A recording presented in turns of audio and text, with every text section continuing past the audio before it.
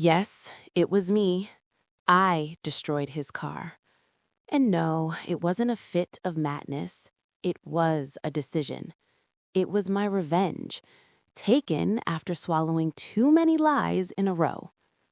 It all started the way infidelities always do. Little things that didn't add up. Weird schedules, phone always out of reach, the look someone gives when they lie to you thinking you won't notice.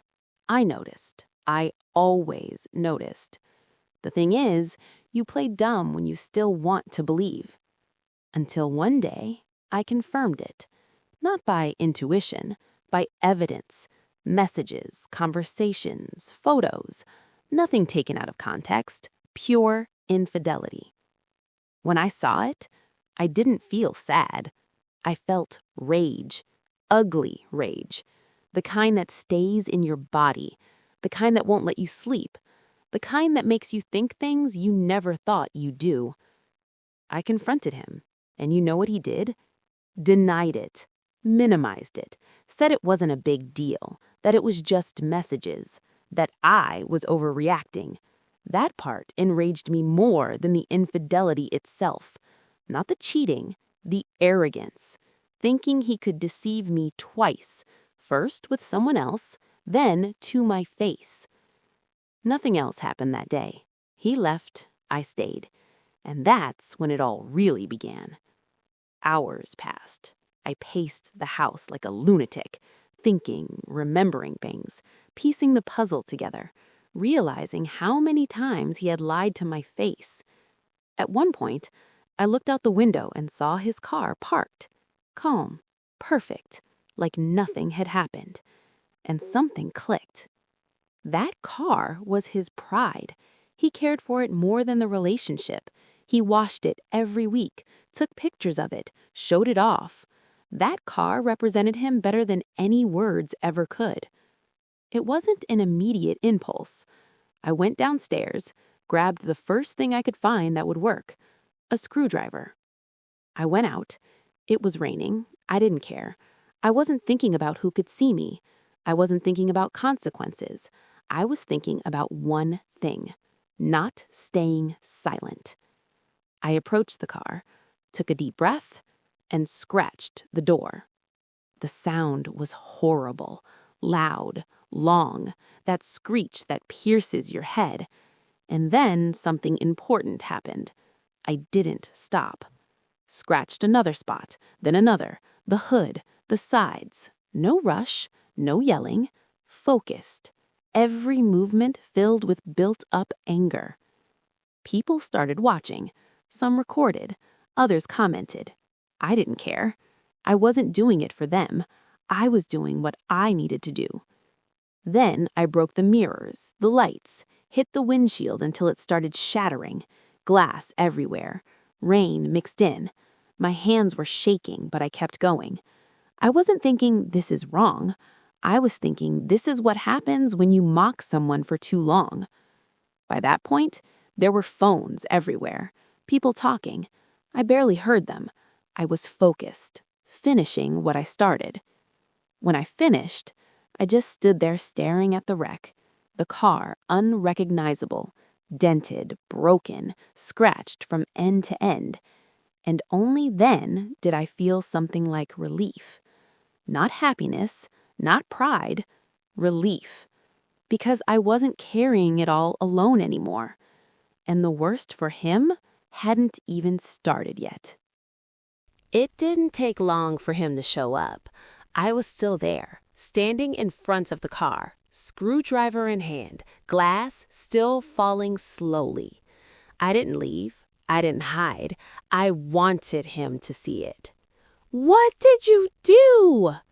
That scream was almost funny. Only then did it seem like he realized something serious had happened. He ran over, looking at the car, then at me like he couldn't connect the two, like it didn't register in his head that I had been capable of doing it. His face was frozen, not sad, scared of losing something that mattered to him. "Are you crazy?" he yelled at me. I laughed, a short, dry laugh, no humor. No, not crazy. Cheated on, Yes. He started talking fast, too fast. How could I do that to him? That it wasn't done, that it was his car, that he was going to call the police, that I was ruining everything. At that moment, I realized something very clearly. He didn't say sorry once, not even once. Everything? I said. Everything what? The relationship you ruined or the car you care more about than me? The people around no longer tried to hide. They were filming, commenting. Some got involved, others just watched. He started to get nervous about it, looking at phones, looking at neighbors. Being exposed, it bothered him. That did bother him.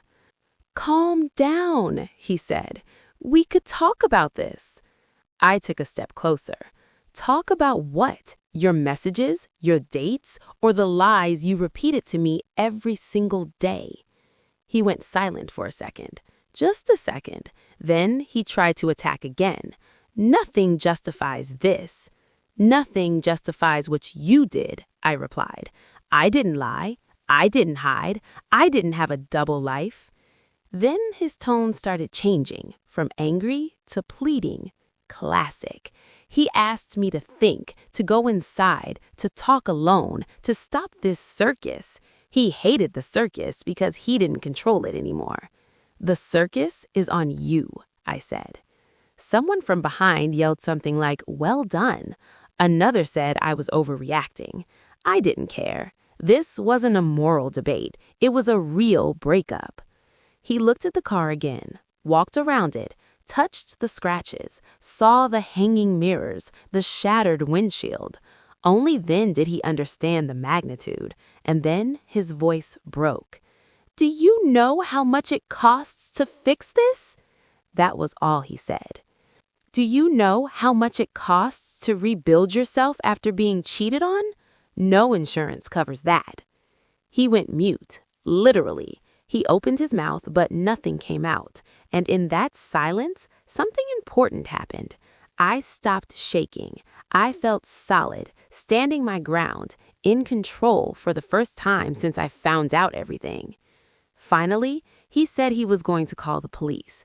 I told him to do whatever he wanted, that I wasn't leaving, that I wasn't running, that I wasn't going to fake regret. And he didn't call, because then he'd have to explain why his partner was like that, why this happened, and that meant telling the truth, and the truth didn't work in his favor. He limited himself to low insults, calling me crazy, repeating it as if saying it enough times could make it true. I looked at him and said the last thing he needed to hear. This wasn't an attack. It was the least you deserved. In the end, I couldn't hide my smile. I turned and walked away, slowly, not looking back, leaving him there, surrounded by people, with his car destroyed and his pride even more shattered. Then came the consequences, calls, messages, people commenting, lawyer threats that went nowhere. I took responsibility. I didn't hide. I didn't delete anything. He had to explain why everyone knew he was cheating. Do I regret it? Not reacting, maybe regretting holding in so much before.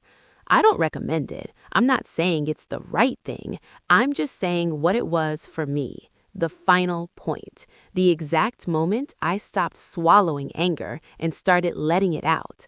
He lost a car. I regained something far more important, never staying silent again. And if he ever wonders why all this happened, the answer is simple. He mistook silence for weakness, and that has a price.